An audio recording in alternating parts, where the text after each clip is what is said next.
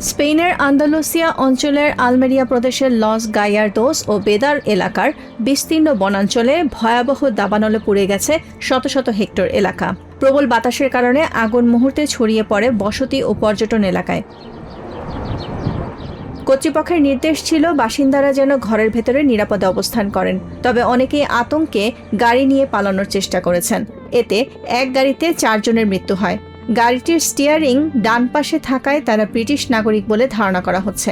আরও 7 জন গাড়ি ফেলে নির্ধারিত পথ এড়িয়ে হেঁটে পালানোর চেষ্টা করে। পরে তাদের মরদেহ উদ্ধার করা হয়।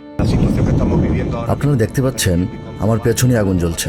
পরিস্থিতি অত্যন্ত ভয়াবহ, কারণ প্রবল বাতাস বইছে। আগুন দ্রুত ছড়িয়ে পড়েছে। আলমোকাইসার ও বেদার এলাকার বাসিন্দাদের সরিয়ে নিতে হয়েছে। এখন আমরা ক্যাম্প সাইটের দিকে যাচ্ছি, কারণ বাতাসের গতিপথ অনুযায়ী আগুন সেদিকেও পৌঁছে যেতে পারে। সেখানে 4 থেকে 500 মানুষ রয়েছেন। অনেক বাড়িঘর আগুনে পুড়ে যাচ্ছে, যা আমাদের গভীরভাবে উদ্বিগ্ন করছে। সতর্কতামূলক ব্যবস্থা হিসেবে পুলিশ আশপাশের একটি ক্যাম্প সাইটও খালি করে দেয়। সেখানে অবস্থানরত শত শত পর্যটককে নিরাপদ স্থানে সরিয়ে নেওয়া হয়। আন্দালুসিয়ার জরুরি সেবা প্রধান অ্যান্টোনিও সান্স বলেন, অধিকাংশ প্রাণহানি ঘটেছে সরকারি নির্দেশনা অমান্য করে ব্যক্তিগত গাড়িতে পালানোর চেষ্টার সময়। তিনি সবাইকে শুধুমাত্র নির্ধারিত সরিয়ে নেয়ার পথ অনুসরণ করার আহ্বান জানান। এই মুহূর্তে ক্যাম্প সাইটটি সরাসরি ঝুঁকিতে নেই, তবে সিভিল গার্ড আমাকে জানিয়েছে রাত 3টার দিকে যদি বাতাসের দিক পরিবর্তন হয় তাহলে পরিস্থিতি বিপজ্জনক হয়ে উঠতে পারে। তাই সতর্কতামূলক ব্যবস্থা হিসেবে সবাইকে সরিয়ে নেওয়ার সিদ্ধান্তকে আমি সঠিক মনে করি।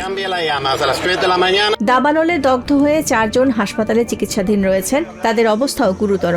প্রাথমিক তদন্তে ধারণা করা হচ্ছে বিদ্যুতের একটি তার শুকনো গাছপালার ওপর পড়ে আগুনের সূত্রপাত হয়। এরপর তীব্র তাপপ্রবাহ ও প্রবল বাতাস আগুনকে দ্রুত ভয়াবহ রূপ দেয়। আরও প্রাণহানি এড়াতে স্থানীয় বাসিন্দা ও পর্যটকদের সরকারি নির্দেশনা মেনে চলার আহ্বান জানিয়েছে স্পেনের কর্তৃপক্ষ। Nahid Sihan, TVN24 news desk.